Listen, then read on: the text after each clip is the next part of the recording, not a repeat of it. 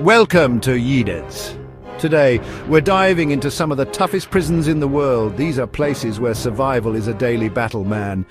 We're talking about concrete jungles where the strong prey on the weak, where the guards are often as bad as the inmates, and where hope goes to die.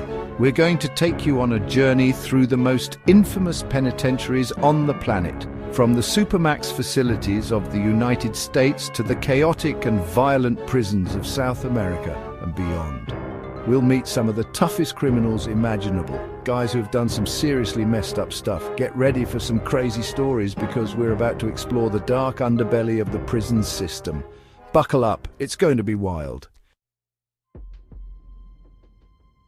First up, we're heading to the United States, Colorado to be exact. You've heard of Alcatraz, right? Well, this is its scarier, more intense cousin. Ytd'z Florence, also known as the Alcatraz of the Rockies, is the most secure supermax prison in the US. This place is built for the worst of the worst. We're talking terrorists, mob bosses, serial killers, you name it. If you're here, you're considered the baddest dude the feds have ever locked up. Inmates spend 23 hours a day locked in solitary confinement in these 12 by 7 foot concrete cells. That's right, 23 hours a day, man. They're allowed out for an hour a day for exercise, but even that's in another concrete enclosure. Imagine that, just staring at the same 4 walls, day in and day out. No human contact, no natural light. It's enough to drive you crazy, man, and that's before we even get to the psychological torture. The guards use all sorts of tactics to break these guys. Sensory deprivation, sleep disruption, you name it. They even pipe in loud music and bright lights to mess with their heads. And if you thought that was bad, it gets worse. The inmates here are some of the most dangerous people in the world. We're talking about guys like Ramzi Youssef, who planned the 1993 World Trade Center bombing, and Ted Kaczynski, the Unabomber. You don't mess around with these guys. They're the real deal, and the guards have to be on high alert 24/7. One wrong move and it could be curtains. It's intense, man. Next, we're heading south to Venezuela, to a place that makes Ytd'z Florence look like a summer camp. This is La Sabaneta, one of the most violent and overcrowded prisons on the planet. Forget about solitary confinement, these guys are packed in like sardines. We're talking about thousands of inmates crammed into a space designed for a fraction of that number. It's absolute chaos, man. Diseases run rampant, violence is a way of life, and the guards have little to no control over what goes on inside. It's like something out of a nightmare. Imagine walking into a place where the stench of sweat, urine and feces hits you like a wall. The air is thick with the sounds of screaming, fighting and dying. That's La Sabaneta. Gangs rule this prison, and they're not afraid to use extreme violence to maintain their power. We are talking machetes, guns, you name it. They even have their own court systems and execution methods. The guards are outnumbered and outgunned, so they mostly just stay out of the way. They know that if they interfere, they're likely to end up dead. It's a truly lawless place. The conditions are deplorable. Inmates sleep in shifts because there aren't enough hammocks to go around. Food is scarce, and what little there is often rotten or infested with insects. It's a fight for survival every single day. This is as real as it gets, folks. Now, let's head east to Russia to a place called Black Dolphin Prison. This maximum security penitentiary is located on the border of Kazakhstan, and it's home to some of Russia's most hardened criminals. We're talking about serial killers, terrorists, and mafia bosses. These guys are the real deal, and they're kept under constant surveillance. Black Dolphin Prison is known for its strict regime of silence. Inmates are forbidden from speaking to each other, and they're kept under 24-hour surveillance. They're even forced to walk with their heads bowed and their hands behind their backs.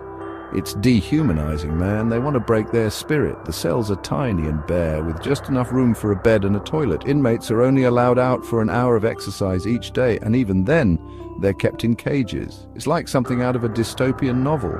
The psychological toll this takes on the inmates is immense. Imagine being completely isolated from the outside world, unable to speak to anyone, and constantly being watched. It's enough to drive anyone crazy, but that's the point, isn't it? These prisons aren't designed for rehabilitation. They're designed to break you, to crush your spirit and leave you a shell of your former self. Next up, we're going to Thailand, to a place with the deceptively pleasant nickname Bangkok Central Prison, also known as the Bangkok Hilton. But don't let the name fool you, this place is anything but a hotel. This is one of the toughest prisons in Southeast Asia, notorious for its overcrowding, violence and inhumane conditions.